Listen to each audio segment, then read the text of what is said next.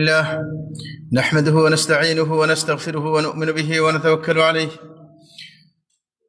ونعوذ بالله من شرور أنفسنا ومن سيئات أعمالنا.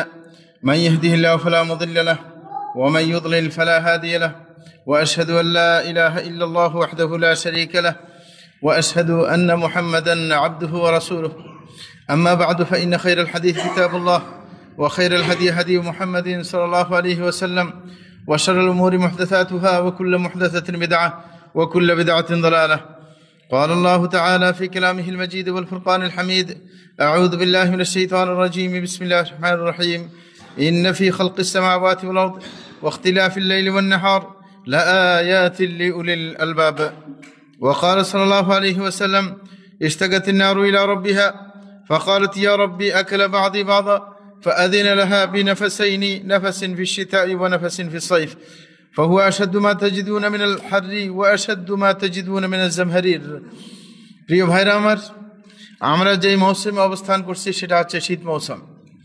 এই শীত মৌসুম বছরে একবারই এসে থাকে। শীত গরম এই যে দুইটা সিস্টেম আল্লাহ তাআলা রেখেছেন, এটার বিশেষ ব্যাখ্যা রয়েছে, যদিও আমরা সাধারণত সেই ব্যাখ্যার দিকে চিন্তা করি না। প্রথমত, এই শীত গরম এগুলো হচ্ছে আল্লাহর একটি নিদর্শন। আল্লাহ তাআলা কুরআন মাজিদের মধ্যে বলেন যে ইন্না ফি খালকিস সামাওয়াতি ওয়াল আরদ ওয়া ইখতিলাফিল লাইলি ওয়ান নাহার লাআয়াতিন লিউলিল আলবাব। আল্লাহ তাআলা বলেন যে আকাশ এবং জমিনের সৃষ্টি এবং দিন এবং রাতের পরিবর্তন, এটার মধ্যে বুদ্ধিমানদের জন্য অনেক নিদর্শন রয়েছে। শীত যখন আসে, রাত বড় হয়ে যায়, দিন ছোট হয়ে যায়, এই যে পরিবর্তন, এটার মধ্যে নিদর্শন রয়েছে। প্রিয় ভাইরা, আল্লাহ জাল্লাহু মানুষের কল্যাণকামী। আল্লাহ কখনো যেই কোনো ব্যবস্থা গ্রহণ করুন না কেন, তিনি মানুষের কল্যাণে দেখে থাকেন। এই কারণে কুরআন মাজিদের মধ্যে আল্লাহ জাল্লাহু রাসূলকে বলেছেন, কুল লা ইউসিবানা ইল্লা মা কাতাবাল্লাহু লানা, যে হে রাসূল আপনি বলে দিন যে আমাদের ভাগ্যে যা কিছু ঘটবে সেটা আমাদের কল্যাণেই ঘটবে। তো এই কারণে শীত গরম যা আসে আমাদের মাঝে, সেটা আমাদের সাথে সামঞ্জস্যশীল বা কল্যাণকর হিসেবে আল্লাহ নিয়ে আসেন। এই কারণে শীত যখন আসে, হঠাৎ করে হুট করে মারাত্মক আপনার শীত আসে না, আস্তে আস্তে ধীরে ধীরে এর প্রকোপতা বাড়ে, আস্তে আস্তে বাড়তে থাকে। গরম আসলেও হুট করে সব গরম আসে পড়ে না, একটু একটু মানুষের সাথে যেন গায়েস হয়ে যায়, এরকমভাবে আল্লাহ জাল্লাহু বর্ধিত করে থাকেন যেন মানুষ সহ্য করতে পারে।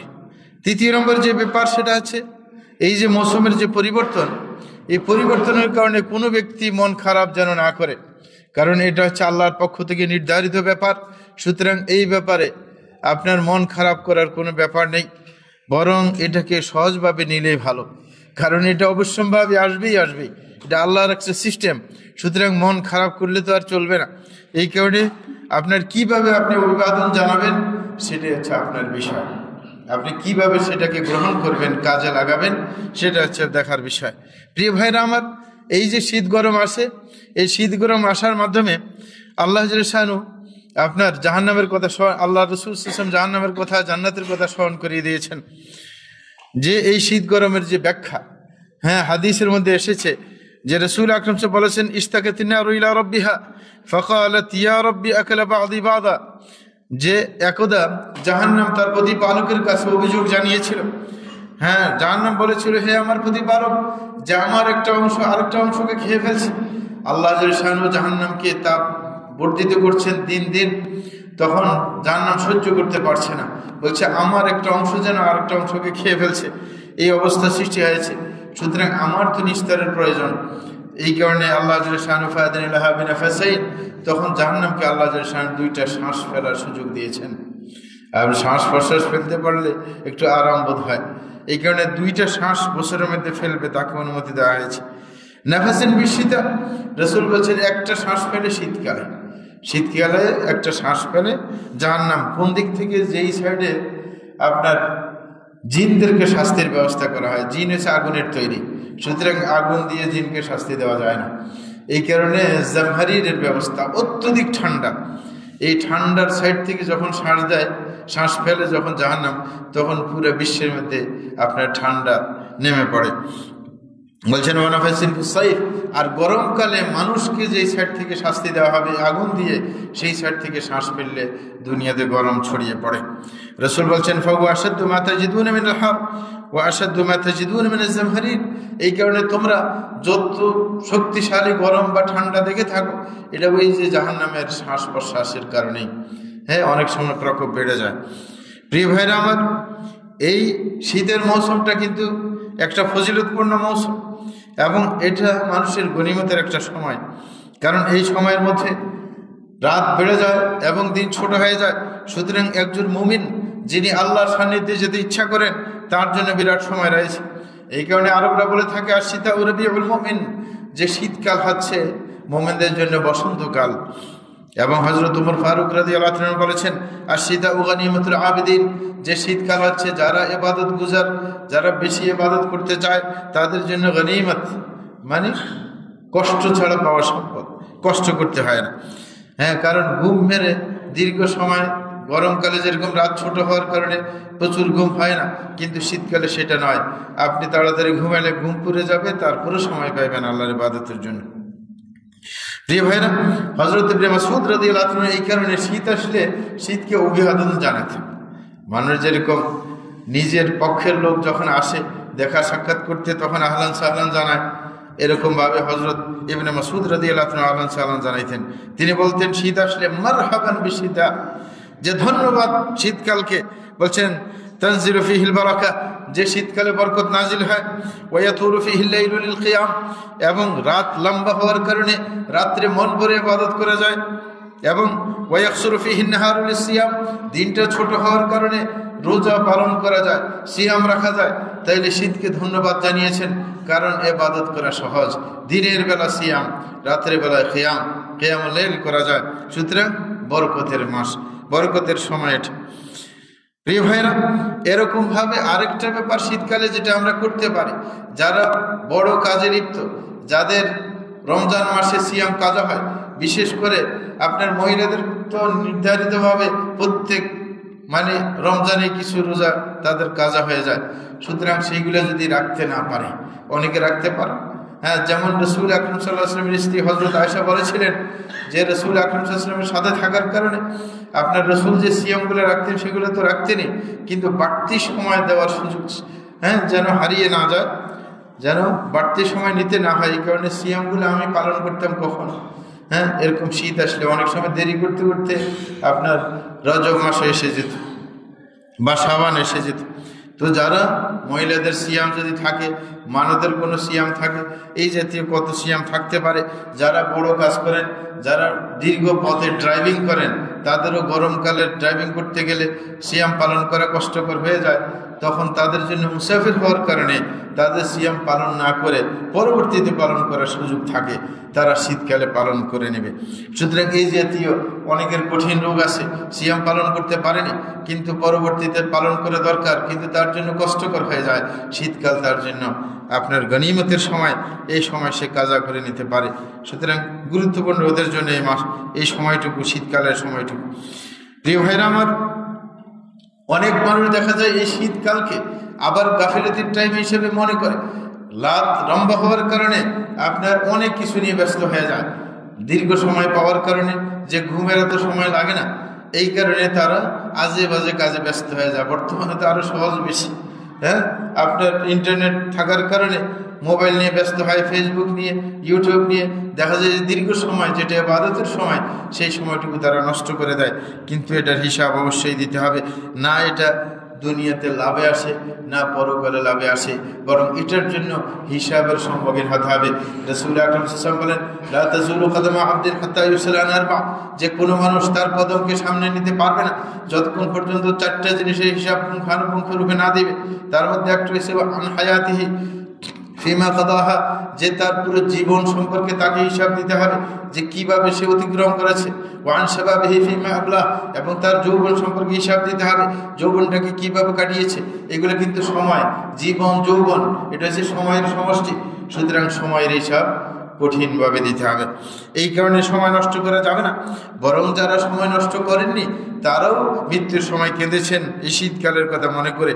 হযরত আমর ইবনে আব্দুল্লাহ এবং ইয়াজিদ আর-রাকাশী এই দুজন মৃত্যুকালীন সময়ের মধ্যে তারা কেঁদেছিল, তারা কাঁদতেছিল, হায় হায় যে শীতকাল এসেছে, অনেক বিশাল ইবাদতের সুযোগ পেয়েছিলাম, দিনে সিয়াম পালন করতে পারতাম এবং রাত্রিবেলা কিয়াম করতে পারতাম, কিন্তু আমরা একটু অলসতা করেছি, এই জন্য তারা কেঁদেছে। মানে নফল সিয়াম আর সালাতের জন্য তারা কেঁদেছে মৃত্যুর সময়, যে সময়টা কাজে লাগাইতে সঠিকভাবে পারেনি। কিন্তু এরা কিন্তু বুজুর্গ মানুষ ছিল, যারা ইবাদত বেশি করতেন, তারপরেও কেঁদেছে, কিন্তু আমরা পেয়েও এদের কোনো কদর করছি না। প্রিয় ভাইরা আমার, শীতকাল গরমকাল এইগুলো হচ্ছে তাকদীরের ব্যাপার। সুতরাং এটাকে আল্লাহর ইবাদত না করার ক্ষেত্রে অজুহাত হিসেবে যেন কাজে না লাগাই। অনেকে আছে শীতকালে ফজরের নামাজ কাজা করে ফেলে, ঠান্ডার কারণে আপনার ল্যাপ তোষক ছেড়ে উঠতে চায় না, সুতরাং এটাকে ছুতা হিসেবে মনে করে। না, ছুতা হিসেবে মনে করার কোনো ব্যাপার নেই। আল্লাহ শানু শীত দিয়েছেন, রাত বড় করে দিয়েছেন যেন আপনার ঘুমের কোনো সমস্যা না হয়। সুতরাং এটাকে ছুতা হিসেবে কখনো আল্লাহর ইবাদত থেকে আপনার নিজকে দূরে রাখা যাবে না। আপনি মসজিদে আসছেন না, বলেন ঠান্ডা, এই কারণে মসজিদে আসা যাবে না। প্রিয় ভাইরা, আল্লাহ শানু এখন আগের চাইতে মানুষকে অর্থশালী করেছেন। আপনার পোশাক পরিচ্ছদ আছে, পোশাক পরিচ্ছদ গায়ে দিয়ে মসজিদে চলে আসে, এখানে শীত আপনার কি করবে? সুতরাং কখনো যেন আল্লাহর যে অধিকার রয়েছে ফরজ ওয়াজিব কাজগুলো, সেগুলো আদায়ের পথে যেন ছুতা হিসাবে কাজে না লাগান আপনি, সেই ব্যাপারে সতর্ক থাকতে হবে। রাসূল আকরাম সাল্লাল্লাহু আলাইহি ওয়াসাল্লামের যুগে তাবুকের যুদ্ধ গরমকালে হয়েছিল, তাবুকের যুদ্ধ, তখন মুনাফিকরা বলতেছিল একে অপরকে যে এই সময় বের হওয়া যাবে না, গরমের মধ্যে বের হওয়া মুশকিল। তারা বলেছিলেন একে অপরকে লা তানফিরু ফিল হারব, যে গরমকালে যুদ্ধের জন্য বের হওয়া খুবই মুশকিল, সমস্যা। আল্লাহ শান রাসূলকে বলেছেন কুল নারু জাহান্নাম আশাদ্দু হাররা লাউ কানু ইয়াফকাহুন। আল্লাহ বলেন, হে রাসূল আপনি বলে দেন ওদেরকে যে জাহান্নামের আগুন আরো কঠিন, যদি তোমরা বুঝতে তাহলে এরকম ছুতা দাঁড় করাতে না। সুতরাং এই শীতের কথা চিন্তা করলে পরকালের চিন্তা করা দরকার, যে পরকাল আরো কঠিন, এটা তো হালকাই রয়েছে। সুতরাং কখনো যেন আল্লাহর ইবাদতে গাফিলতি না করে এই শীতকে অজুহাত দেখিয়ে। প্রিয় ভাইরা আমার, এই সময়ের মধ্যে যখন ঠান্ডা আসে, আরবিতে একটা প্রবাদের মতো রয়েছে, যা আল বারদু মাআল জুব্বাতি, ওয়াল জুব্বাতি, বলেছে শীত যখন আসে জুব্বা নিয়ে আসে, ঠিক না? শীত যখন আসতেছে বাজারে কিন্তু কাপড়ও আসছে নাকি, না আসে নাই, সব কিছু এসে গেছে। সুতরাং এটা আল্লাহর নেয়ামত যে আল্লাহ শীত দিয়েছেন, এটা থেকে বাঁচারও ব্যবস্থা দিয়েছেন। এই কারণে আল্লাহ শান কুরআন মাজিদের মধ্যে তুলনা দিয়েছিলেন। আল্লাহ বলেন ওয়াজআলা লাকুম সারাবিলা তাকীকুমুল হার ওয়া সারাবিলা তাকীকুম বাসাকুম, যে আল্লাহ শান তোমাদের জন্য পোশাক ব্যবস্থা করেছেন যেটা শীত থেকে তোমাদেরকে রক্ষা করতে পারে, এবং এমন পোশাক ব্যবস্থা করেছেন যেটা শত্রুপক্ষের আঘাত থেকে তোমাদেরকে রক্ষা করতে পারে। তাইলে শীত গরম থেকে রক্ষা করার ব্যবস্থা আমাদের রয়েছে।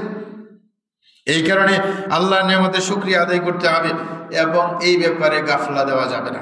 অনেকে আছে শীত আসছে গুরুত্ব দেয় না। এই কারণে হযরত ওমর ফারুক রাদিয়াল্লাহু তাআলা আনহু দায়িত্বশীল রাষ্ট্রপতি কাকে বলে?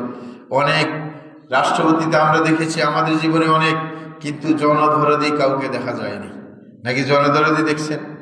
নিজের দলের দরদি দেখা গেছে, নিজের আখের গোছানোর ফিকির দেখা গেছে, জনদরদি না। অথচ হযরত ওমর ফারুক রাদিয়াল্লাহু তাআলা আনহু যখন শীত আসতো তখন শীত সম্পর্কে ফরমান জারি করতেন। সমস্ত যারা গভর্নর ছিল তাদের কাছে চিঠি পাঠাতেন হযরত ওমর শীতকালে, এবং স্মরণ করিয়ে দিতেন, বলতেন ইন্না শীতা আকাদ হাদার ওয়া হুয়া আদুউল লাকুম, বলছেন হে প্রশাসকরা, যারা তোমরা গভর্নরি করছো, তোমরা জেনে রাখো শীতকাল এসে গেছে। সুতরাং এই শীতকে তোমাদের শত্রু হিসেবে মেনে নিতে হবে। শীত তোমাদের শত্রু, শত্রু থেকে যেরকম মানুষ রক্ষা পাওয়ার চেষ্টা করে, শীত থেকেও বাঁচার চেষ্টা করতে হবে। তিনি বলতেন ফাতাহাবুলা, সুতরাং তোমরা শীতকে কিভাবে মোকাবেলা করবে সেই জন্য প্রস্তুতি গ্রহণ করো, পোশাক পরিচ্ছদ গ্রহণ করো। ফাইনাল বারদা আদুবুন সারিয়ান দুখুরু বাঈদুন খুরুজু। তখন তিনি বলছিলেন যে শীত শত্রু কেন বললাম? কারণ শীত যে এমন শত্রু যেটা দ্রুত ঢুকে পড়ে, বের হতে সময় নেয়। আপনারা দেখবেন যারা মহিলারা তারা ভালো জানে, বাচ্চা কাচ্চা যখন ঠান্ডা লেগে যায়, ঠান্ডা সারতে কিন্তু সময় লাগে। এই কারণে বলছিলেন এটা শত্রুকে গুরুত্ব দিতে হবে। এই কারণে মহিলাদেরকে বলছি যে অবশ্যই নিজের বাচ্চার প্রতি খেয়াল রাখতে হবে হ্যাঁ, অনেক বাচ্চা দেখা যায় যে ঘুমের ঘোরে আপনার কম্বল ল্যাব থেকে বের হয়ে যায়। এই কারণে ভিন্ন পোশাক পরিচ্ছদ পরিয়ে রাখতে হবে, যেন কম্বল সরে গেলেও যেন ঠান্ডা না লেগে যায়। কারণ একবার ঠান্ডা লাগলে, বিশেষ করে ছোট বয়সের ঠান্ডা, এটা কিন্তু মারাত্মক। একবার ঠান্ডা লেগে গেলে এটা অনেক দিন এটা ভোগান্তি ভুগতে হবে। এই কারণে সতর্ক থাকতে হবে। প্রিয় ভাইয়েরা, আরেকটা ব্যাপার সেটা হচ্ছে যে শীত যখন আসে আমরা প্রত্যেকে তো শীতের বস্ত্র গ্রহণ করি, কিন্তু পাশাপাশি আমাদের নিজের বাচ্চাদের শীত থেকে বাঁচার জন্য পোশাক পরিচ্ছদের ব্যবস্থা করে কিন্তু আখিরাতের জাহান্নাম থেকে বাঁচানোর চেষ্টা কি আমরা করছি? হ্যাঁ, সেটা আমাদের খেয়াল করতে হবে যে আমার বাচ্চা যেন শীত থেকে বাঁচতে পারে সেই জন্য পোশাক কিনি, কিন্তু আমার বাচ্চা কি জাহান্নাম থেকে রক্ষা পাবে সেই রকম শিক্ষা দীক্ষা, হ্যাঁ, সেই রকম আমি কি পরিচর্যা করতে পারছি কিনা সেটার প্রতি খেয়াল রাখতে হবে।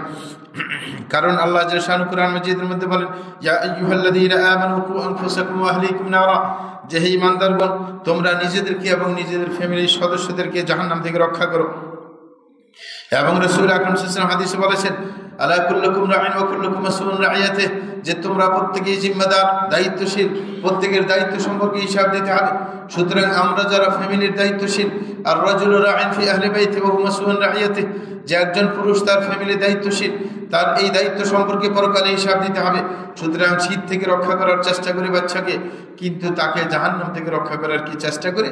বরং তার উল্টোটা করার চেষ্টা করি।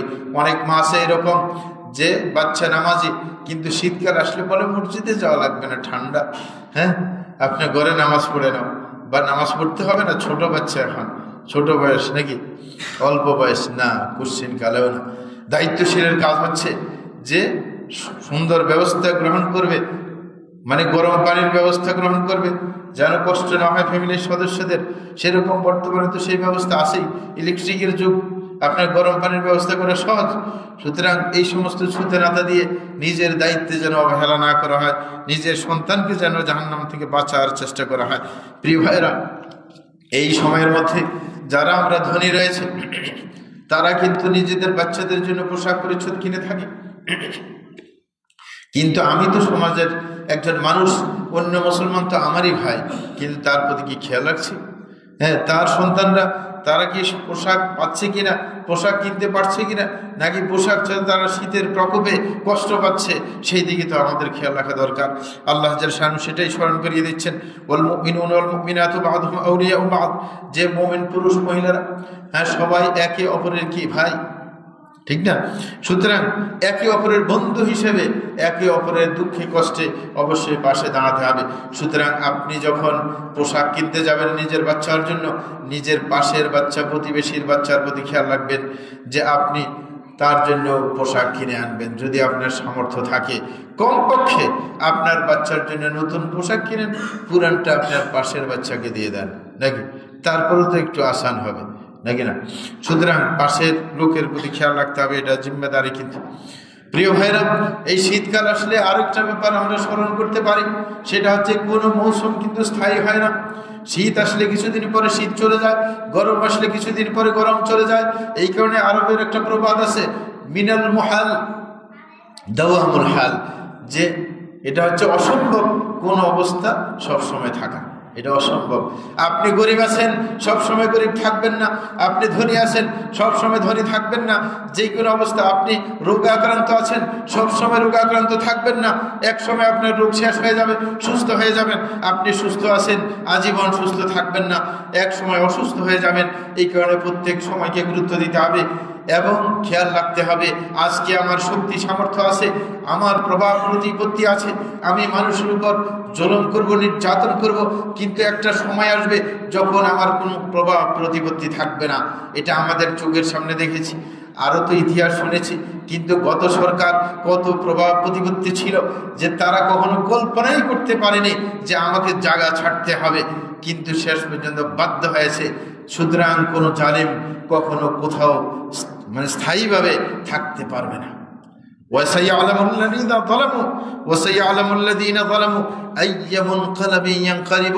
এই কারণে আল্লাহ বলেছেন, অচিরেই জালিমরা জানবে তার পরিণতি কি হবে, বেশি দিন অপেক্ষা করতে হবে না। সুতরাং তারা চলে গেছে, কিন্তু চলে গেলেও কি হবে, আবার ফিরে ফিরে নতুন ভাবে আসে, চেতনা ভুলে যায়। আমাদের দেশে যে ওবায়দুল কাদের আমাদের কাছের মানুষ, ঠিক না?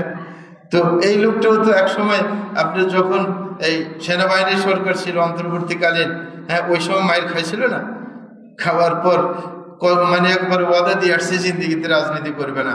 তো এই 16 বছর আবার দাপট দেখিয়ে অত্যাচার চালিয়েছে না, মানে ভুলে গেছে, ভুলে গেছে।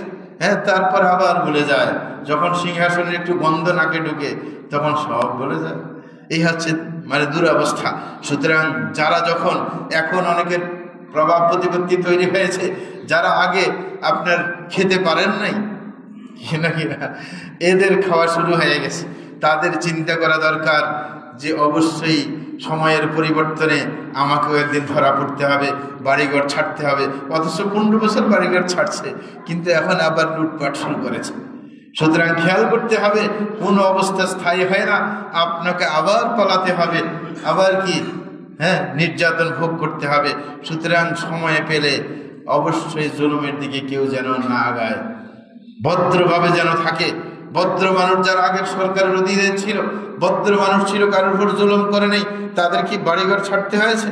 না, ছাড়তে হয় না। ভদ্র মানুষের বাড়িঘর ছাড়তে হয় না। তারা সমাজের সাথে মানুষের কল্যাণের চিন্তা করে, মানুষের প্রতিবেশীকে নিজের শত্রু বানাতে চায় না। ও হচ্ছে নিশ্চিতভাবে আপনার নিচু প্রকৃতির মানুষ, যে নিজের প্রতিবেশীর সাথে, নিজের রক্তের সম্পর্কের মানুষের সাথে যারা দুরাচার করে সুযোগ পেয়ে, তারা হচ্ছে নিকৃষ্ট মানুষ সময়ে। এই কারণে তারা সুযোগ সময়ে সময়ে লাঞ্ছিত হয়। এই কারণে এই শীত গরমের কথা খেয়াল করে মনে করতে হবে, কোনো কিছুর স্থায়িত্ব নেই। আপনার মৌসুমের পরিবর্তন হয়, সময়ের পরিবর্তন হয়। এই কারণে অবশ্যই এই পয়েন্টটুকু খেয়াল রাখতে হবে। এবং রাসূল আকরাম সাল্লাল্লাহু আলাইহি ওয়াসাল্লাম স্মরণ করে দিয়েছেন, ওয়া আলাম আন্না ফিস সাবরি আলা মা তাকরাহু খায়রান কাসীরা। রাসূল বলেন, হে মানুষ, তোমরা জেনে রাখো যে যদি যেই মানে পরিবেশটা অপছন্দনীয়, তোমার ভালো লাগছে না, সেই সময় যদি ধৈর্য ধরো, তাহলে এটার মধ্যে অনেক কল্যাণ রয়েছে। ওয়া আন্না নাসরা মা'আস সাবরি, ধৈর্য ধরলে শেষ পর্যন্ত বিজয় তোমারই হবে। ওয়ান্নাল ফারাজা মা'আল কারবি, এবং বিপদ আসলে বিপদ অবশ্যই দূর হবে। ওয়ান্না মা'আল উসরি ইসরা, কঠিনতা আসলে তারপরে সহজতা আসবেই। আপনার কোনো ব্যাপারের স্থায়িত্ব নেই। প্রিয় ভাইরা আমার, আরেকটা ব্যাপার, সেটা হচ্ছে শীতকাল আসলে মাঝে মাঝে বৃষ্টিও নাজিল হয়। এই বৃষ্টি ব্যাপারে আল্লাহ তুলনা দিয়েছেন। আল্লাহ বলেছেন, ওয়ানাজ্জালনা মিনাস সামাই মা'আন মুবারাকা, যে আমি আকাশ থেকে বরকতময় পানি নাজিল করি। সুতরাং বৃষ্টি আসলে শীতকালে শীতের প্রকোপ বেড়ে যায়, অনেকের মন খারাপ হয়ে যায়। হ্যাঁ, অনেকে মানে বৃষ্টিকে গালিয়ে দিতে চায় যে বৃষ্টির কারণে ঠান্ডা তখন বেড়ে যায়। না, এটা হচ্ছে বরকত। এবং বিশেষ করে বৃষ্টি যখন আসে, সেটাকে আল্লাহর পক্ষ থেকে এসেছে সেটাই মনে করতে হবে। অনেক মানুষ দুনিয়ার বুকে এমন আছে যারা আপনার বৃষ্টিকে গ্রহ নক্ষত্রের সাথে সম্পর্কিত করে। এই ব্যাপারে হাদিসের মধ্যে এসেছে, আসবাহা মিন ইবাদি মুমিনুন বি ওয়া কাফির। রাসূল আকরাম সাল্লাল্লাহু আলাইহি ওয়াসাল্লাম একবার সকালবেলায় যখন ঘুম থেকে উঠেছেন, সাহাবায়ে কেরামের দিকে লক্ষ্য করে বলেছেন, তার আগের রাত্রিতে বৃষ্টি হয়েছিল, যে এই সকালবেলায় মানুষের মধ্যে দুইটা দল হয়ে যাবে। বৃষ্টি হয়েছে রাত্রে, কিছু মানুষ এখন কাফের হয়ে যাবে, কিছু মানুষ ঈমানদার থাকবে। যারা বলে যে আল্লাহ যে শানে বৃষ্টি দিয়েছে, তারা মুসলমান থাকবে। আর যারা বলে যে অমুক গ্রহ নক্ষত্রের স্থানের পরিবর্তনের কারণে আপনার বৃষ্টি হয়েছে, তারা আল্লাহর সাথে কুফরি করবে। সুতরাং আল্লাহর নেয়ামতের সাথে যেন কখনো কুফরি না হয়, সেই ব্যাপারে খেয়াল রাখতে হবে। বৃষ্টি সেটা হচ্ছে গায়েবী ব্যাপার, কেউ জানে না। আল্লাহ শানু এরকম 5টা গায়েবী ব্যাপারের প্রতি কুরআন মাজিদের মধ্যে আপনি উল্লেখ করেছেন। আল্লাহ শানু বলেছেন, ইন্নাল্লাহা ইনদাহু ইলমুস সাআহ ওয়া ইউনাজ্জিলুল গায়থ ওয়া ইয়া'লামু মা ফিল আরহাম ওয়া মা তাদরি নাফসুম মাযা তাকসিবু গাদা ওয়া মা তাদরি নাফসুম বিআইয়ি আরদিন তামুত। আল্লাহ শানু বলেছেন যে আল্লাহর নিকটে একমাত্র জ্ঞান রয়েছে কিয়ামতের জ্ঞান। সুতরাং অনেকে যারা বলে যে এত বছরের পরে এই অঘটন ঘটবে, ডেট দিয়ে থাকে, তারা হয়েছে আপনার বোকা মানুষ। কারণ কিয়ামতের যদি অগ্রিম আপনি বলে ফেলেন যে এত বছর পরে, এত কিছুর পরে এটা ঘটবে, ওটা ঘটবে, তাইলে এটা আপনি তো জেনেই ফেললেন, নাকি না? তাইলে এই ব্যাপারে কখনো নিশ্চিত কোনো সংবাদ দেওয়া কারোর পক্ষে অসম্ভব। যারা চালাকি করছে তারা ভুলের উপর রয়েছে, যে আল্লাহ একমাত্র কিয়ামত সম্পর্কে জানেন, কখন কিয়ামত হবে। ওয়ায়ানজিলুল গায়থ, কখন বৃষ্টি নাজিল হবে আল্লাহই ভালো জানেন। ওয়ায়া'লামু মা ফিল আরহাম, এবং মহিলাদের জরায়ুর মধ্যে কিরকম সন্তান রয়েছে সেটা আল্লাহই ভালো জানেন। মানে এখানে মা বলে ব্যাপক শব্দ উল্লেখ করা হয়েছে। অনেকে মনে করেন যে আপনার যখন বাচ্চা পেটে থাকে তখন যদি আপনার কি করা হয়, মেশিনপত্র দিয়ে দেখা যায় ছেলে নামে এটার খবর পাওয়া যায়, সেটাও কিন্তু নিশ্চিত না। অনেক সময় ডাক্তার বলছে যে ছেলে, কিন্তু দেখা যায় যে মেয়ে বাইরেছে, নাকি না?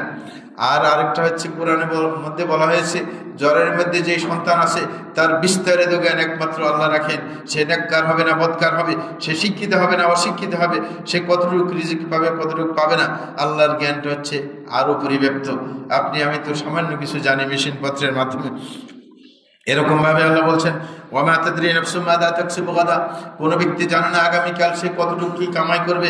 অনেকে বলতে পারে যে আমার তো দোকান আছে, আমি প্রত্যেকদিন কতটুকু কামাই করি আমার তো আন্দাজ আছে। না, আপনি জানেন না কালকে আপনি দোকানে যেতে পারবেন নাকি আপনি হাসপাতালের বেডে শুইবেন, সেটা কি আপনার জানা আছে?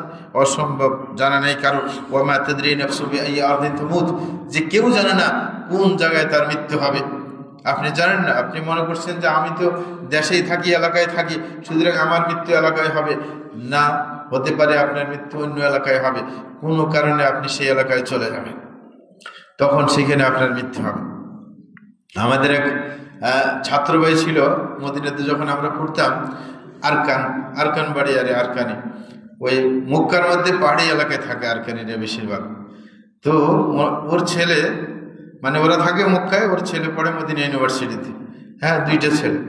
তো মানে মাঝে মাঝে ওই বুড়ে মেয়ে বলে ছেলেদেরকে, হ্যাঁ, যে আমি আমার দাফন যেন মদিনায় হয়, মানে আমি যেন মদিনায় আমার দাফন হয়। আরব দেশে কিন্তু সিস্টেম যে এলাকায় মরবে ওই এলাকায় তাকে দাফন করা হবে, স্থানান্তর করা হয় না, সে যত বড়ই হোক না কেন। আমার দেশে না এক জায়গা থেকে আরেক জায়গায় নিয়ে যায় না, আরব দেশের সিস্টেম প্রত্যেক এলাকায় যেখানে মরবে ওই এলাকার কবরস্থানে তাকে দাফন করা হবে। তো ওরা বলে যে তুমি থাকো মক্কায়, তোমাকে দাফন করবে মদিনায়, এটা বললে তো চলবে না, এখানে মরে গেলে খেয়ে নিবে, সরকার তো ছাড়পত্র দিবে না।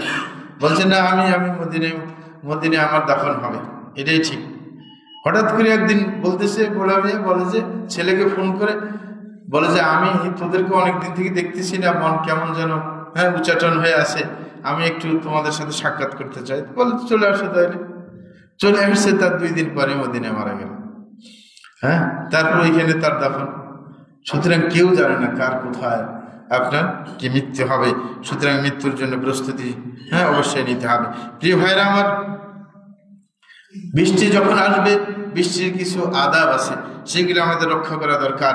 সেটা হচ্ছে বৃষ্টির ফোঁটা যখন পড়বে তখন একটা দোয়া পড়ার নিয়ম, সেটা হচ্ছে আল্লাহুম্মা সায়্যিবান নাফিআ, যে হে আল্লাহ বৃষ্টি দেন যেটা লাভজনক বৃষ্টি দেন, ক্ষতিকর বৃষ্টি আমাদের দরকার নেই। কারণ অনেক সময় বৃষ্টির ভাব ধরে কিন্তু শেষ পর্যন্ত আযাব নাজিল হয়, পূর্ববর্তী উম্মতের ক্ষেত্রে তা ঘটেছিল। এই কারণে আরেকটা ব্যাপার, সেটা হচ্ছে এই যে বৃষ্টি যখন নাজিল হয় তখন দোয়া কবুলের সময়, এটাও তার মধ্যে একটা। রাসূল আকরাম বলেছেন তিনতানি লা তুরদ্দান, যে 2টা দোয়া কখনো ফেরত দেওয়া হয় না। আর দোয়া ইনদা নিদাই ওয়া তাহতাল মাতার, একটা হয়েছে আপনার যখন আজান দেওয়া হয় আজানের সময়কার দোয়া আল্লাহ ফেরত দেন না, আরেকটা হচ্ছে যখন বৃষ্টি অবতীর্ণ হয় সেই সময় কেউ যদি দোয়া করে তখন সেই দোয়া ফেরত দেওয়া হয় না। এই কারণে বৃষ্টি নাজিল হলে দোয়া করার চেষ্টা করা সেটা উচিত।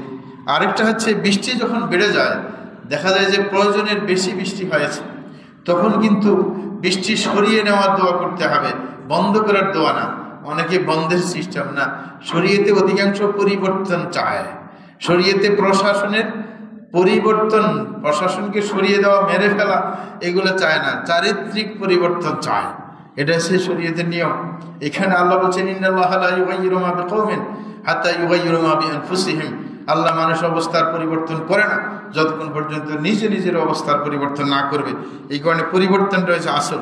এই কারণে রাসূল আকরাম সাল্লাল্লাহু আলাইহি ওয়াসাল্লাম একবার খুতবা দিচ্ছিলেন, এই সময় আপনার এক গ্রাম্য লোক এসে বলছে যে পুরো এলাকায় তো এমন হয়ে গেছে যে রাস্তাঘাট সব আপনার চৌচির হয়ে যাচ্ছে, মানে বৃষ্টি হচ্ছে না দীর্ঘদিন থেকে, আপনি আল্লাহর কাছে দোয়া করেন যেন আল্লাহ বৃষ্টি দিয়ে দেন।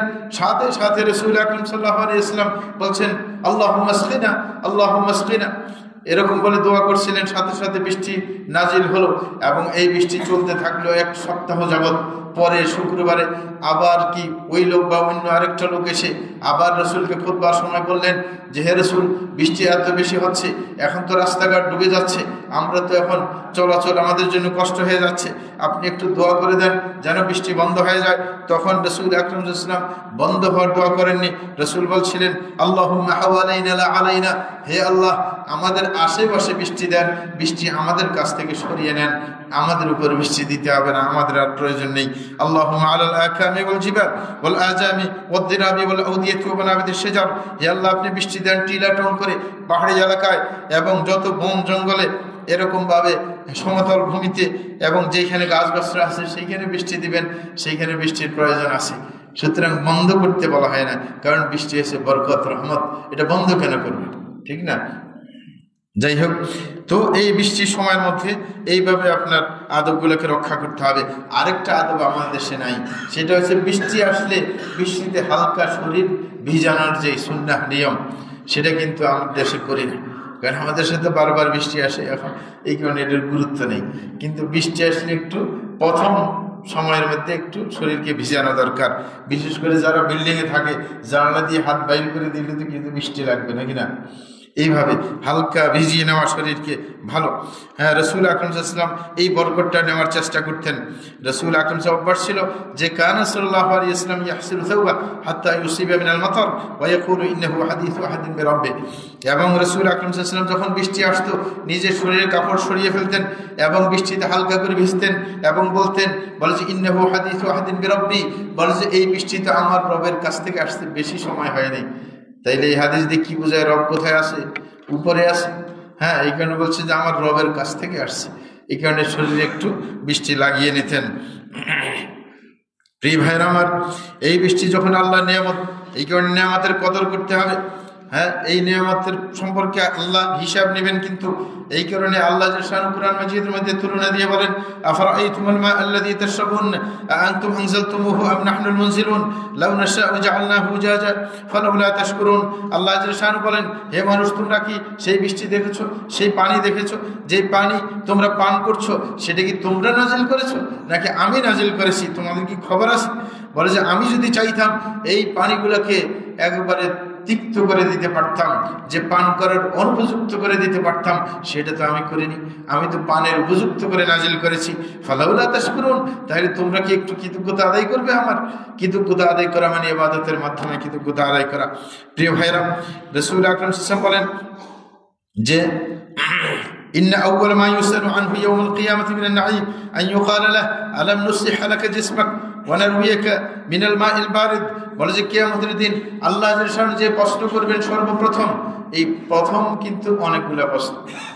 ইবাদতের ক্ষেত্রে সর্বপ্রথম প্রশ্ন কিসের করবেন? সালাতের।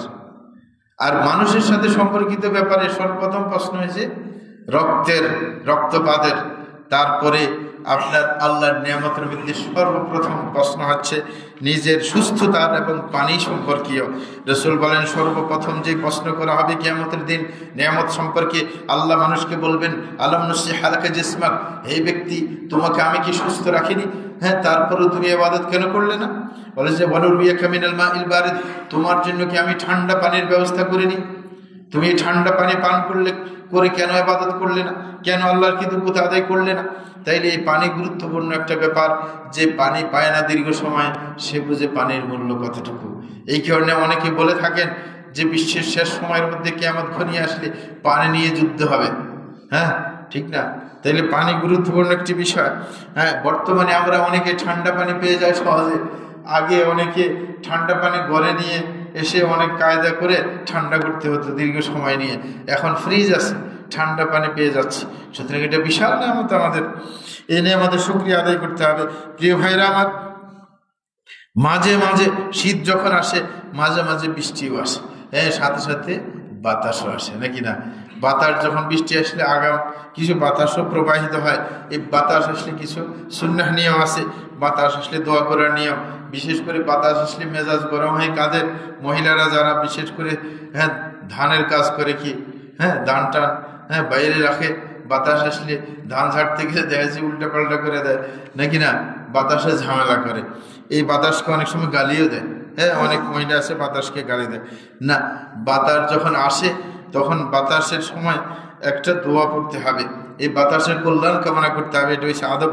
রসুল সেই দোয়া শিক্ষা দিয়েছেন। রসুল বলেন, যখন বাতাস প্রবাহিত হবে তখন বলবে, আল্লাহুম্মা ইন্নী আসআলুকা খায়রাহা ওয়া খায়রা মা ফিহা ওয়া খায়রা মা উরসিলাত বিহি ওয়া আউযু বিকা মিন শাররিহা ওয়া শাররি মা ফিহা ওয়া শাররি মা উরসিলাত বিহি। হে আল্লাহ, আমি আপনার কাছে আবেদন করছি এই বাতাসের কল্যাণ, এই বাতাসের মধ্যে যে কল্যাণ রাখা হয়েছে এবং এই বাতাসের মধ্যে যে কল্যাণ বাতাসের মাধ্যমে পাঠানো হয়েছে, সকল কল্যাণ আমি চাই, কিন্তু আমি আপনার কাছে আশ্রয় চাচ্ছি এই বাতাসের অকল্যাণ থেকে। এই বাতাসের মধ্যে যে অকল্যাণ রাখা হয়েছে, এই বাতাসের সাথে যে অকল্যাণ পাঠানো হয়েছে, এই সমস্ত অকল্যাণ থেকে আমি আপনার কাছে আশ্রয় চাই। এরকম আরেক জায়গায় বলা হয়েছে, আরেক হাদিসের মধ্যে, যে বাতাস হচ্ছে আল্লাহর একটা নিয়ামত, ইয়াতি বির রাহমাতি ওয়া তাতি বির রাহমাতি ওয়া তাতি বিল আযাব, যে বাতাস কখনো রহমত নিয়ে আসে, কখনো আযাব নিয়ে আসে। ফাইদা রাআইতুমুহা ফালা তাসুবুহা, এই কারণে যখন বাতাস দেখবে তখন বাতাসকে গালি দিতে যাবে না, বরং ওয়াসাল্লাল্লাহা খায়রাহা, বরং আল্লাহর কাছে বাতাসের কল্যাণ কামনা করবে। ওয়াস্তাঈযু বিল্লাহি মিন শাররিহা, বাতাসের অকল্যাণ থেকে আল্লাহর কাছে নিস্তার কামনা করবে। এটাই নিয়ম। আস্তাগফিরুল্লাহ লি ওয়া লাকুম ওয়া লিসাইরিল মুসলিমিন, ইন্নাহু হুয়াল গফুরুর রহিম।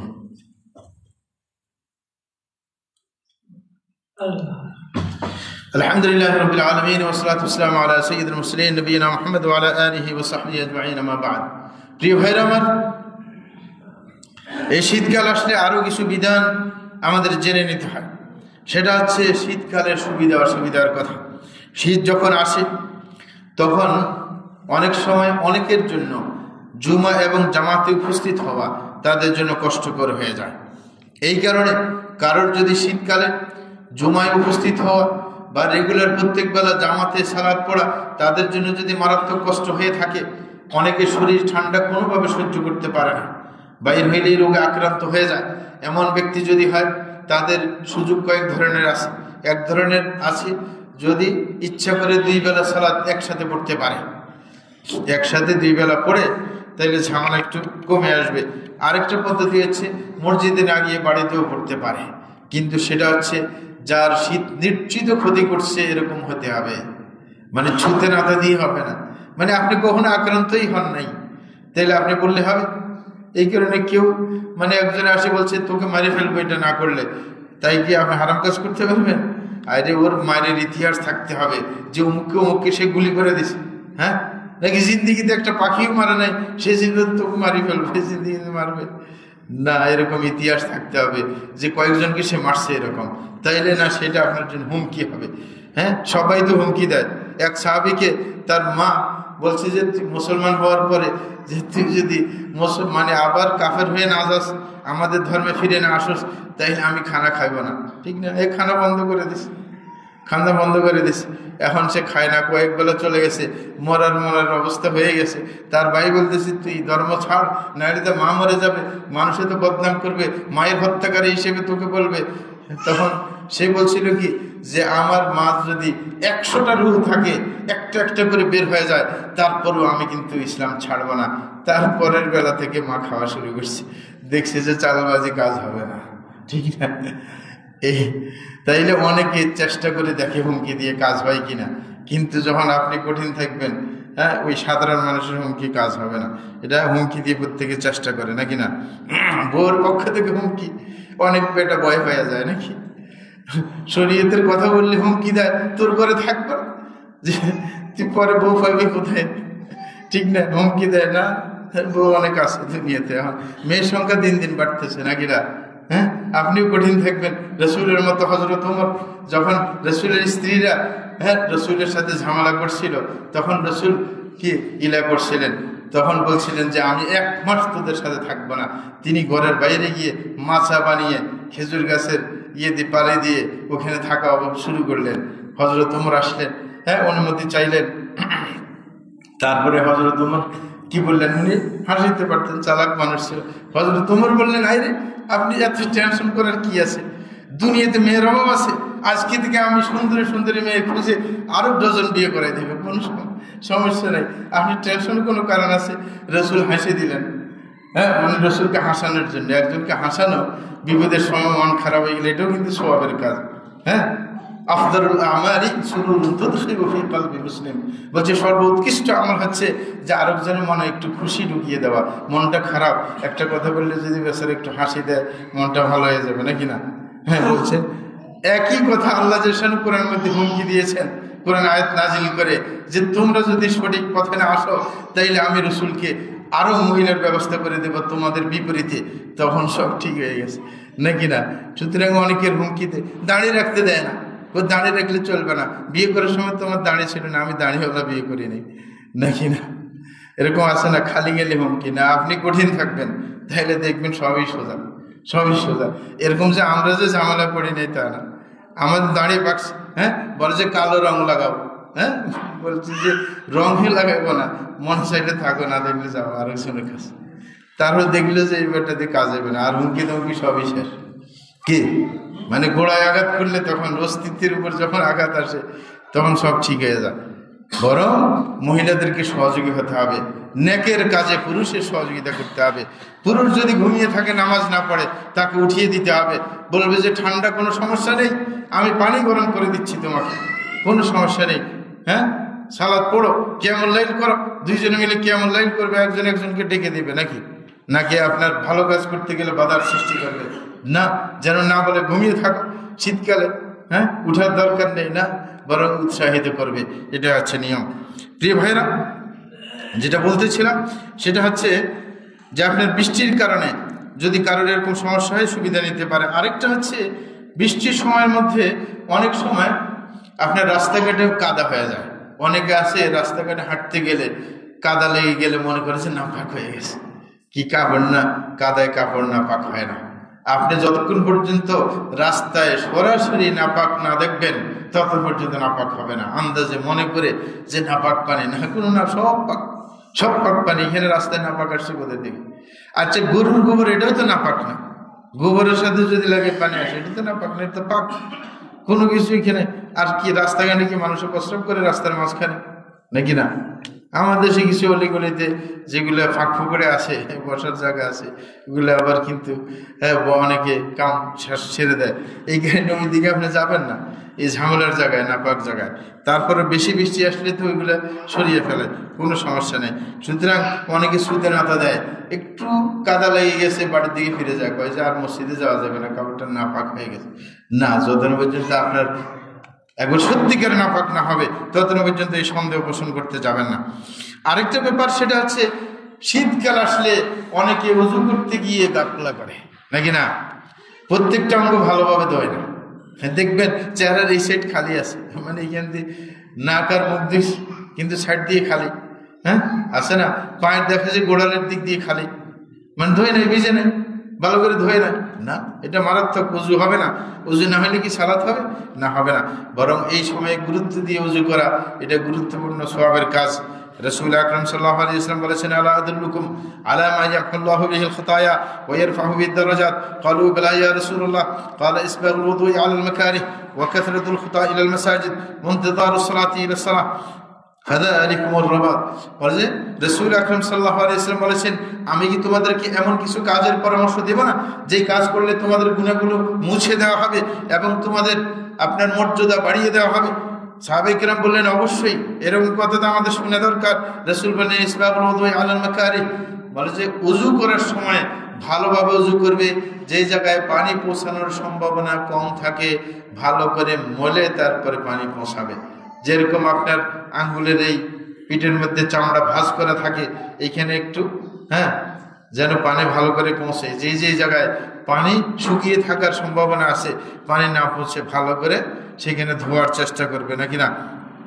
আরেকটা হচ্ছে যে ওয়াকাসরাতুল খুতা ইলাল মাসাজিদ, বেশি বেশি কদম ফেললে মসজিদের দিকে, প্রত্যেক কদমে কদমে একটা গুনাহ মাফ হবে, একটা মর্যাদার কি উন্নীত করা হবে। সুতরাং অনেকের ঘর একটু মসজিদ থেকে দূরে, বলে যে শীতে যাব না, না আপনার কদম বেশি পড়বে, আপনার সওয়াবও বেশি হবে, গুনাহও মাফ হতে থাকবে। আরেকটা ইনতিযারুস সালাতি বা'দাস সালাহ, এক সালাত চলে গেলে আরেক সালাতের জন্য অপেক্ষমান থাকা, এটাও কিন্তু কি সওয়াবের কারণ। এই মানে মসজিদে বসে থাকা না। অনেকে এটা মনে করেন মসজিদে বসে দেখতে হবে, না, শরীয়তে এটা চায় না। জুমার দিন বেশি বসে থাকে বিদায় আল্লাহ পরে বলছেন ফাইদা কুদিয়াতিস সালাহ ফান্তাশিরু ফিল আরদ, যে যখন সালাত শেষ হয়ে যাবে দুনিয়াতে ছড়িয়ে ছিটিয়ে পড়ো। কারণ আজকে সকালে আর কাজ করা হয়নি, কিন্তু আমরা তো কাজ করার মানুষ। সাহাবায়ে কেরাম ইশরাকের পর থেকে মসজিদে চলে যেতেন জুমার দিন, তো আমরা তো গাফিল। তো এই কারণে বলতে যে নামাজের পরে আর থাকার জায়গা না, এখানে জায়গায় জায়গায় ডিউটিতে চলে যাও সবাই। তো এই কারণে অপেক্ষা করা মানে আপনি ঘড়ির দিকে বারবার তাকানো, মানে এখানে টাইম দেখে যাবেন যে আসরের নামাজ কয়টা বাজে, কতক্ষণ পরে ঘড়ির দিকে তাকাইবেন যে আর কতক্ষণ বাকি আছে। মানে এটা হচ্ছে অপেক্ষায় থাকা, যে বারবার একজন আরেকজন অপেক্ষায় থাকলে বারবার কল দেয় কতক্ষণ পর পর, কোথায় পৌঁছলে এখন, মানে এটা হচ্ছে এই ধরনের আর কি। তো বারবার খেয়াল রাখবেন যেন আজান কখন হয়, কখন উজু করে ফেলতে হবে, কখন ব্যবস্থা নিতে হবে। এই অপেক্ষায় থাকলেও কি আপনার কি গুনাহ মাফ করা হবে, আপনার মর্যাদা বাড়িয়ে দেওয়া হবে। প্রিয় ভাইরা, অনেক মানুষ আছে কাঁচা বুজুর্গ, এটা ইতিহাসের কিতাব পড়লে পাইবেন, তাজকিরাতুল আউলিয়া টাউলিয়া জাতীয় পড়লে। শীতকালের মধ্যে রাত বড় হওয়ার কারণে, ঘুম চাপার কারণে পানির মধ্যে, ঠান্ডা পানির মধ্যে দাঁড়িয়ে দাঁড়িয়ে ইবাদত করে, কি যেন ঘুম না আসে। কি এরকম অনেক বুজুর্গের কিচ্ছা শুনবেন। অনেক বুজুর্গ গাছের মধ্যে, গাছের ডালে বসে বসে ইবাদত করছে, পরে গাছটা বাড়তে বাড়তে রানটা গাছের মধ্যে ঢুকে গেছে। তাজকিরাতুল আউলিয়ার মধ্যে আছে। আচ্ছা, কোনো গাছ যেই দিকে কোনো কিছু বাধা থাকে ওই দিকে বড় হয়, তো কিভাবে রান গাছের মধ্যে ঢুকে গেছে? মানে মানুষ এইগুলা সুবহানাল্লাহ বলে, মানে মাথাটা খাটানো নেই, ওইদিকে তো গাছ বাড়ার আর কোনো সুযোগ নেই, বরং ওইখানে ফাঁকা সৃষ্টি হবে গাছের মধ্যে, নাকি সাইডে বাড়বে, ওই জায়গায় ফাঁকা থাকবে। অনেকে চালা করে বোতলের আন্দাজ অনেক ফলকে বানায় না, দেখছেন অনেকে ফেসবুকের মধ্যে, যেদিকে সুযোগ পায় আপনার গাছ গাছরা ফল পাকড়া এইদিকে না বাড়বে নাকি অন্যদিকে বাড়বে, যেদিকে বাধা আছে, মানে এরকম উল্টা পাল্টা। এই কারণে অনেক বুজুর্গ আছে এরকম শীতকালে নিজকে কষ্ট দিয়ে ইবাদত করার চেষ্টা করে। এই কাঁচা বুজুর্গ চলবে না, শরীয়তে এই ব্যাপারে নিষেধ রয়েছে। রাসূল আকরাম সাল্লাল্লাহু আলাইহি ওয়াসাল্লাম একবার মসজিদ নববীতে আসলেন, দেখলেন যে এই পিলার থেকে ওই পিলারের রশি টানানো আছে। রাসূল বললেন, এই রশি টানাইলো কে? তখন রাসূলকে জানানো হইলো, এটা তো আপনার স্ত্রী জাইনাব টাঙ্গিয়েছে। বলে যে কি করে? বলে যখন ঘুম আসে এই রশি ধরে আপনার দাঁড়িয়ে থাকে, কারণ ঝিমানি আসলে পড়ে যাবে না, তো রশি দাঁড়িয়ে দেখলে আর পড়বে না আর কি। দাঁড়ায় দাঁড়ায় ইবাদত করে, জিকির আজকার করে। রাসূল বলছেন, হলো এটা খুলে ফেলো, এখনো বলো, লিউসাল্লি আহাদুকুম নাশাতা, প্রত্যেকে যখন তার মনে ফুর্তি থাকে ততক্ষণ পর্যন্ত কিয়ামুল লাইল করবে। ফাইজা ফাতরা ফালিয়ারকুল, যদি যখন তার মানে আপনার শরীরে ফুর্তি লাগে না, এখন জিমানি আসতেছে, সে ঘুমাই পড়বে। আবার এই হাদিস নিয়ে ফরজ সালাতের মধ্যে লাগায় না, এটা হচ্ছে নফল সালাতের কথা। অনেকে একটা শুনলে আরেক জায়গায় লাগে, যে আমার জিমানি আসছে তাহলে ঘুমাই যায়, ফরজ সালাত কাজা করে দিবে। এটা হচ্ছে রাত্রের কিয়ামুল লাইল। আপনি উঠছেন, আপনি কিয়ামুল লাইল করবেন কি 13 রাকাত ভিতর সহ, তা আপনার ঘুম চাইছে, তখন আপনি ঘুমায় 4 রাকাতে পড়েন, 1 রাকাত কি ভিতর পড়েন, অসুবিধা নাই। এইগুলো হচ্ছে সুযোগ এইখানে। ফরজ নামাজ পড়ে ঘুমাইলে কাজ হবে না, তখন মায়ের আছে। কিন্তু প্রিয় ভাইরা, তো যেটা বলছিলাম যে অনুচিতভাবে, অযৌক্তিকভাবে নিজকে কষ্ট দিলে কোনো সওয়াব নেই। রাসূল আকরাম সাল্লাল্লাহু আলাইহি ওয়াসাল্লাম একদা দেখতেছিলেন যে এক বেচারাকে মানুষ জমে আছে, তাকে ঘেরাও করে আছে, মানুষ ছায়া দিচ্ছে, বাতাস করছে একজন লোককে। রাসূল জিজ্ঞাসা করলো যে এই লোকটার কি হয়েছে? বলে যে এই লোকটা মান্নত করছে যে গ্রীষ্মকালীন সময়ের মধ্যে উত্তপ্ত রোদের মধ্যে দাঁড়িয়ে থাকবে রোজা অবস্থায়, যেন সওয়াব বেশি হয়। কি মানে গরম বেশি, সে ওইখানে দাঁড়ায় দাঁড়ায় বাইরে থাকবে রোজা অবস্থায়, তাহলে কি অবস্থাটা হবে? পেট তেমনি খালি। তারপরে ঘুরি পড়ছে, মানে ঘুরি পড়ছে, আর মানুষ আসছে, আসে এখন মাথায় পানি ডালে, বাতাস করতেছে, ছায়া দিচ্ছে। রাসূল বলছেন, তোমার এই রোজা রাখা লাগবে না, তাড়াতাড়ি রোজা ভাঙো, শয়তান। এই কারণে কোরআনের মধ্যে আল্লাহ বলছেন, সুন্দর একটা মনে রাখবেন এই কাঁচা বুজুর্গদের সম্পর্কে। আল্লাহ বলছেন, মা ইয়াফআলিল্লাহু বিআযাবিকুম ইন শাকারতুম ওয়া আমানতুম, বলে যে আল্লাহ তোমাকে শাস্তি দেওয়ার কোনো দরকার নাই, দরকার হয়েছে তুমি আল্লাহর নিয়ামত ভোগ করে আল্লাহর কৃতজ্ঞতা আদায় করবা, ঈমান আনবা, এটা আল্লাহ চায়। অনেকে আছে টাকা আছে, ঘরে এসি লাগায় না। আচ্ছা, তোমার টাকা দিচ্ছে তো এসি লাগে একটু শান্তি করার জন্য, নাকি না? হ্যাঁ, কিন্তু পাশাপাশি শুকরিয়া আদায় করতে হবে। তোমার এসির টাকা হয়েছে, তাহলে ঘরে যেরকম এসি লাগাইবা, মসজিদে এসি লাগাই দাও, নাকি না? যেন অন্য মানুষ যারা এসে এমনি পায় না, মসজিদে এসে একটু আরাম করে ইবাদত করবে, এসিতে একটু বেশি সময় থাকবে নাকি না। এটাই তো শরীয়তের নিয়ম। এই কারণে আল্লাহ বলছে, আল্লাহ তোমাকে শাস্তি ইচ্ছে করে দিতে চায় না, অনিচ্ছাকৃত হয়ে গেলে সওয়াব হবে নাকি না।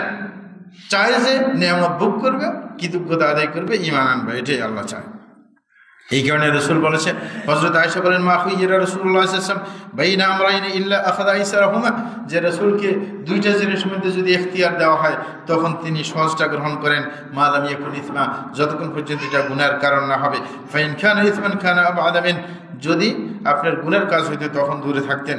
এবং রাসূল আরো বলেন, মান তাওয়াদ্দা ফা আহসানাল উযু খারাজাত খাতায়াহু মিন জাসাদিহি হাত্তা তাখরুজু মিন তাহতি আযফারিহি, বলে যে কোনো ব্যক্তি যদি ওযু করে, সুন্দরভাবে ওযু করে, তখন তার আপনার শরীর থেকে সমস্ত গুনাহগুলো ছড়ে পড়ে। এমনকি বলে যে তার মুখের নিচ দিয়েও কি গুনাহ বের হয়ে যায় নাকি না।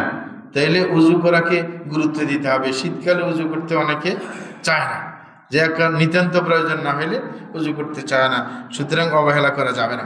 প্রিয় ভাইরা, আরেকটা সুন্দর কথা, সেটা হচ্ছে যখন শীত আসে তখন এমন হতে পারে যে অনেকের ঠান্ডা কষ্ট হবে, রোগ সৃষ্টি হবে, তাইলে তিনি ওযু না করে তায়াম্মুম করতে পারেন। কিন্তু বর্তমানে এটা দরকার কম হয়, এই জন্য কারণ গরম পানি করার সুবিধা আছে, এই জন্য আর সমস্যা নাই। কিন্তু তারপরও কারোর যদি পানি লাগলেই সমস্যা হয়, এটার বিকল্প তায়াম্মুম করতে পারে। শীত যখন আসে তখন অনেকে আপনার নামাজ পড়ার সময় নাক মুখ সব ঢেকে ফেলে, না, এটা চলবে না, নাক মুখ খোলা রাখতে হবে, এটা হচ্ছে নিয়ম। হাদিসের মধ্যে এসেছে, নাহা রাসূলুল্লাহ সাল্লাল্লাহু আলাইহি ওয়াসাল্লাম, যে রসুল নিষেধ করেছেন কোনো ব্যক্তি যেন সালাতের সময় নিজের মুখকে আপনার কি বন্ধ করে না রাখে।